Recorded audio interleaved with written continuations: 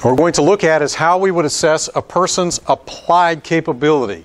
Will this be an assessment of a person's maximum capability? No, because we cannot know that. The only thing we can see as managers is their applied capability. So this is a worksheet that you would use. Now, as you examine this worksheet, what do you notice about this worksheet? First of all, is it divided up into key result areas on the left-hand column?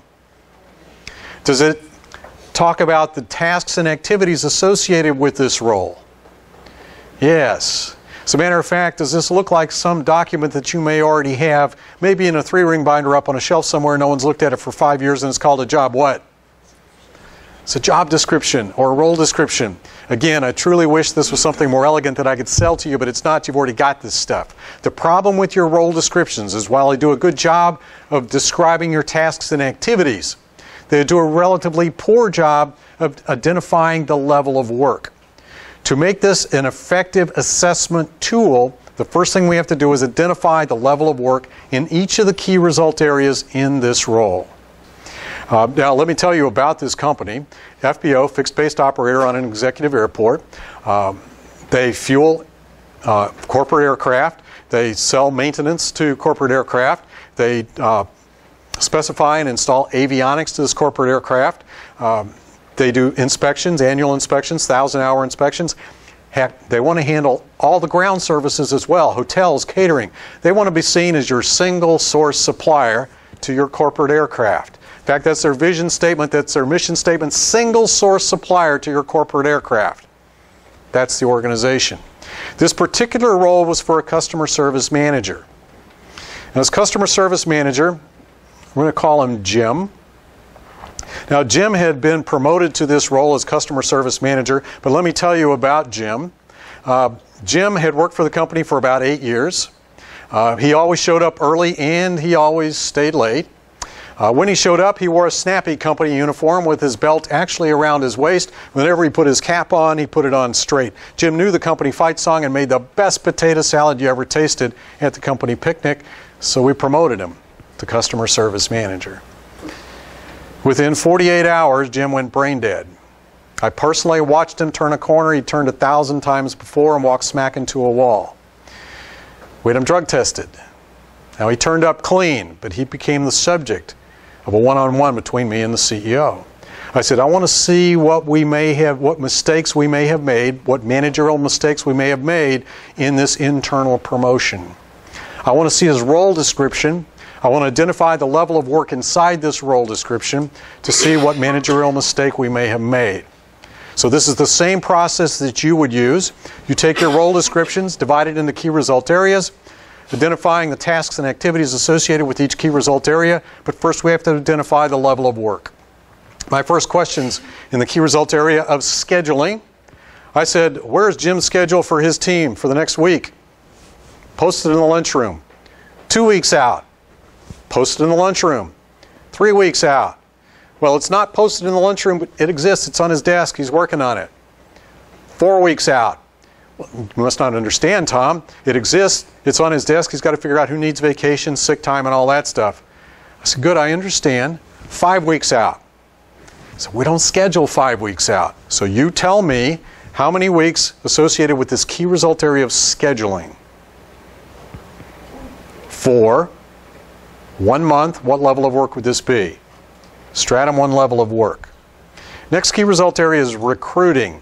Now, the tasks and activities are pretty much the same as scheduling. We need to have enough people on the customer service counter when we're busy. But we also have to control overtime. But it's a completely different key result area. It is no longer scheduling, it is now recruiting. Looking into the future and identifying we're going to be short-handed. We've got a busy part of our season coming up. We may need to hire someone else on our team. So what's the time span associated with this key result area of recruiting? And we've got to put an ad in Craigslist and then hire someone for this customer service counter position. Now, this position's pretty easy. They stand behind the counter and they just answer questions of all of our customers that come up, answer the phone. So that's the position we're hiring for. What's the time span associated with this? How long does it take to put the ad in Craigslist, conduct some interviews, and pick somebody? What do you think? 60 days? Who said that? 60 days? Anybody else? 30 days. I like her answer better. She's going to get it done twice as fast. Are there any other thoughts? 2 weeks. 2 weeks. Technically, you should always be perpetually recruiting. But identifying that we need somebody and reaching the goal. So I got 2 weeks, I got 1 month, I got 60 days. My question to you is, well, which is it? Is it 2 weeks, is it 1 month, or is it 60 days? Sometimes this time span stuff can be elusive. But there is one thing that will always drag you by the nose to the right answer. Where does time span come from? Something managers do every single day. They set. All you have to do is figure out what's the goal. Because time span is the by when of the goal. Is the goal to hire someone on our customer service counter that can help just sort of take the trash cans out at the end of the shift? Is the goal to hire someone who can stand behind the customer service counter and every time they get a question across the desk, they have to go find out what the answer is so they can come back and respond? Is that the goal? Or is the goal to have someone who can stand behind the customer service counter solo, nobody else around, and accurately and confidently respond to 99.9% of the questions coming across the desk? Is that the goal? Because you see, if that's the goal, this organization's been doing this for like 35 years. Nobody solos for 4 months. Understand, the goal is not to put an ad on Craigslist and pick somebody. The goal is to get them through that, through orientation and training, so that they can work up to capacity solo. See, that's the goal. I've been doing this for 35 years. Nobody solos for the first 4 months. Now that you understand that this is a 4-month time span task assignment, does that have an impact on the interview questions you might answer in the course of the interview? Does that have an impact on the person you may select out of the candidate pool? Next key result area is sales. Now here's the way the sales transaction always starts. Aircraft flying across the airport, they've never been one of our customers before, but on the tail of that aircraft is a tail number. We capture those tail numbers. We put them into our computer system so we can track them. But here's the way the sales transaction starts. Airplanes flying across the airport. They're low on fuel.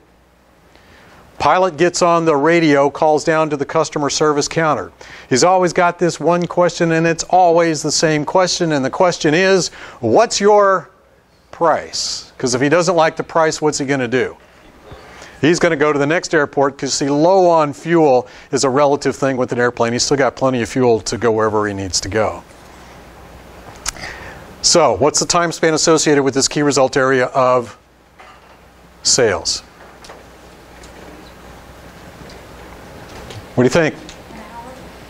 An hour? Well, yeah, because we actually have to get the airplane out of the sky. We have to connect up a fuel truck. We have to balance the load in the wings. Then we have to disconnect without blowing anything up. So an hour, certainly less than a day. Would you agree? Which would be a good guess if that were the goal? Do we want to sell them fuel? Goal to get the fuel at the cheapest price. That's for the pilot. What's our goal as an organization? Do we want to sell them fuel? Do we want to sell them avionics? Do we want to sell them maintenance, inspections? Do we want to handle all their ground support? Do we want to be seen as single source supplier to that corporate aircraft? Admittedly, we don't get everybody, but when we do, 8 months to become single source supplier. We know it because we track it. Now that you understand this is an 8-month time span task assignment, does that change the way you answer that first radio call? Does that change the way you roll out the little red carpet when the pilot steps off the aircraft? Last key result area is planning. CEO told me, he says, you know, we know when we're busy around this airport. We know when the Super Bowl is, Pro Bowl. We know when the Miami Boat Show, Fort Lauderdale Boat Show, Palm Beach Boat Show. We know when we're busy. I want my customer service manager to give me a 12-month personnel calendar when he needs to bring people on staff and when he needs to relocate people around to other parts of the company when we're not so busy. There's a hint in there. Any ideas? 12 months. What level of work would that be? High 2, low 3, right on the cusp. So now we have a role description where we have identified the level of work in each of the key result areas. So now we can go to the assessment part. But we can't do the assessment until we have the tool. The tool can only be an effective tool when we've identified the level of work in each of the key result areas. Now, the assessment part is somewhat complicated, so you may need to take some copious notes. If Jim is only meeting prescribed duties, he's just going to get a pass. If, however, he is exceeding prescribed duties using his own discretionary judgment, he's going to get one of these. Now, I know it's complicated, but that's pretty much it, right? Thumbs up or draw a picture of my thumb. If, however, he is not even meeting prescribed duties, he's going to get one of these. Again, I know this is pretty complicated, but that's pretty much it. Thumbs down, draw a picture of my thumb. In the key results area, well, first of all, we're going to take 3 data points. We're going to ask Jim to do a self-assessment. We're going to have his manager do an assessment. We're going to go one more up the food chain to the manager once removed. Key results area of scheduling. Jim said, I think I'm doing a pretty good job. Going to give myself a thumbs up. His manager agreed, so did his manager once removed. Key results area of recruiting. Jim said, well, I got the ad in Craigslist. I think I'm doing a pretty good job. Going to give myself a pass. His manager did not agree, neither did his manager once removed. Key results area of sales. Jim said, well, we're getting the tail numbers, we're putting them into the computer system, so I think I'm doing at least prescribed duties. Going to give myself a pass on that. His manager said no. Manager once removed said no. Key results area of planning. Jim had to admit that even though they'd asked him several times to do this personnel plan, he hadn't even started on it. He had to give himself a thumbs down. He finally got some agreement from his manager. Manager once removed. I know this is complicated, but based on this, where might you peg Jim's time span capability? Stratum 1. Now, did you do this by trying to climb inside Jim's head? No. What did you focus on? The work. It's always about the work. It's all about the work. Specifically, it's about the level of work. And all we did was just measure effective or ineffective. Thumbs up, thumbs down. Question? Do you think a lot of this correlates and goes back to when you initially set your company up and you went to that level 2 and you set up the job descriptions and now they just don't match to where your company has grown? Okay. So what you're suggesting is that things change over time. First of all, does a person's time span capability change over time? It doesn't in 2 weeks, but in 2 years it definitely changes over time. Does the complexity of your companies change over time? So roles that you specified 3 years ago, the complexity of those roles may be different. We can measure that complexity using time span. So yes, things change. You have to constantly go back and relook at your role descriptions and re-identify what's the level of work in that role. So now it's time to fire Jim, right? You wouldn't fire Jim? Why not? He's underperforming. Why wouldn't you fire him? He's enthusiastic, he's there early, stays late, comes up. He meets the rest of this stuff. What time did he show up for work? Early. What time did he leave work? Late. He's been working for the company for 8 years. Do you think he knows how we do things around here? He's got the skill.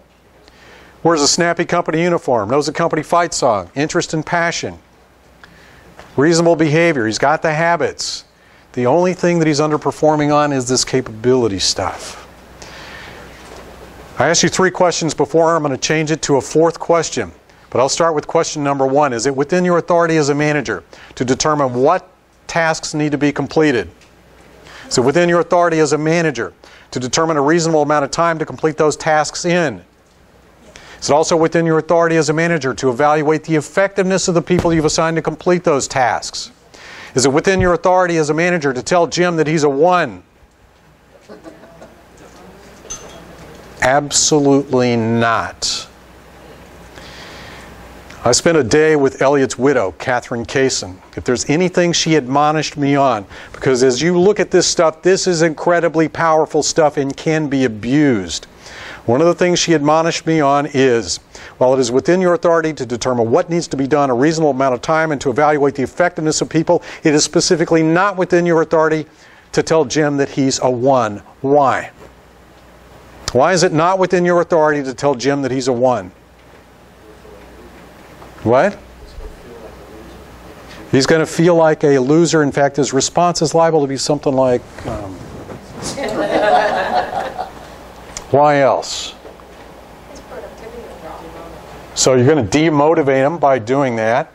Because what have you just done to him? You've given him a label, and how long do labels last? Forever.